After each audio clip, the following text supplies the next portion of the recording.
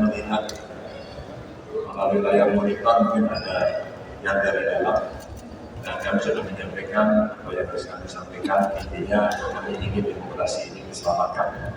Kami mengingatkan kepada seluruh warga negara bahwa agenda reformasi tidak boleh dikangkang dan semua harus dijalankan dalam koridor konstitusi, termasuk seluruh proses yang ada. Dan kami berharap betul inilah benteng terakhir untuk memperbaiki semuanya itu. Dan tentu saja kami akan menyerahkan sepenuhnya kepada Hakim Konstitusi. Atau langsung bertanya? Saudara, kalau dari apa yang disampaikan tadi permohonan, sebenarnya masalahnya simpel. Pertama, Mahkamah Konstitusi itu pernah berjaya dihargai orang karena bisa membangun demokrasi yang hampir tenggelam, bisa menyelesaikan kecurangan-kecurangan di dalam pemilu, sehingga menjadi tempat ujian bukan hanya dari dunia ilmu pengetahuan, tetapi juga dari praktisi hukum dan pengadilan dari berbagai negara. Oleh sebab itu masalahnya simpel. Yang kedua, Mahkamah Konstitusi sekarang ini berani apa enggak, mau apa tidak mengembalikan marwah Mahkamah Konstitusi dengan menjaga demokrasi dan konstitusi kita. Karena sungguh bahaya masa depan bangsa ini kalau kemudian timbul persepsi bahwa yang bisa memenangkan pemilu itu hanya orang yang punya kekuasaan, yang berkolaborasi dengan orang yang punya uang. Mundur peradaban kita kalau Mahkamah Konstitusi tidak mau meraih kembali kejayaannya. Itu aja kalau saya, materinya tadi jelas. Sebetulnya kata-kata Pak Ganjar dan Pak Mahfud sudah sangat jelas. Tadi ketika masuk ke gedung ini, ada seorang wartawan menanyakan kepada saya, mengapa melakukan permohonan PHPU padahal perolehan suaranya begitu jomplang, 40%. Tapi Pak Mahfud dan Pak Ganjar sudah mengatakan, ini bukan soal kalah, ini persoalan demokrasi. Bagaimana kita menyelamatkan demokrasi? Bagaimana kita menyelamatkan republik? Satu suara pun itu harus dihormati. Kedaulatan rakyat itu adalah kunci buat semua proses pemilu dan pilpres.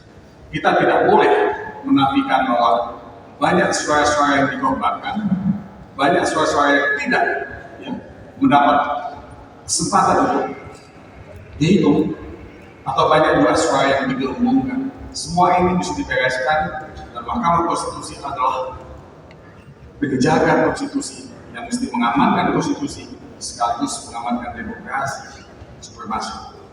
Masa depan kita tergantung pada kearifan dan kebijaksanaan dan sikap negarawan dari Mahkamah Konstitusi.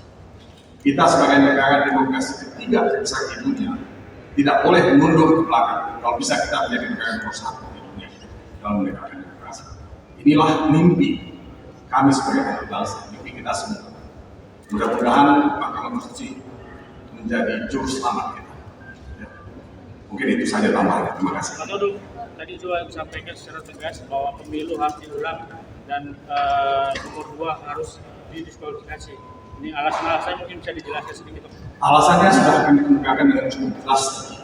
Jadi bukan pemilu ulang, tapi pemungutan suara ulang di seluruh TPS di Indonesia. Kami tadi mendalilkan antara lain, tapi saudara bisa baca di permohonan pihak yang bisa dibungkus, ya, dan juga bisa melihat semua rekaman. Kita ini kan melihat pelanggaran yang sangat terstruktur, sistematik dan masif. Dimulai dengan apa? Dimulai dengan nepotisme. Nepotisme yang melahirkan abuse of power. Nah, ramifikasi atau turunan dari nepotisme dan abuse of power itu adalah intervensi kekuasaan, penyalahgunaan bansos, kriminalisasi pejabat dan tidak mengikuti perintah dari kekuasaan, dan banyak lagi.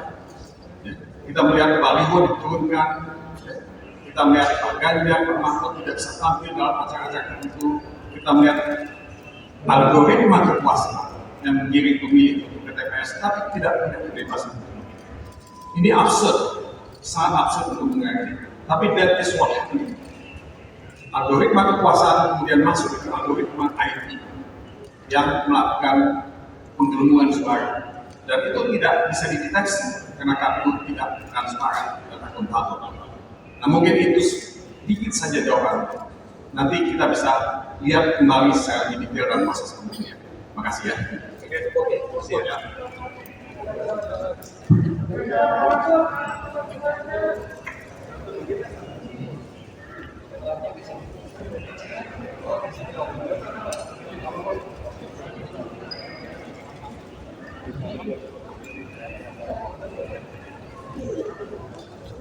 Ayo.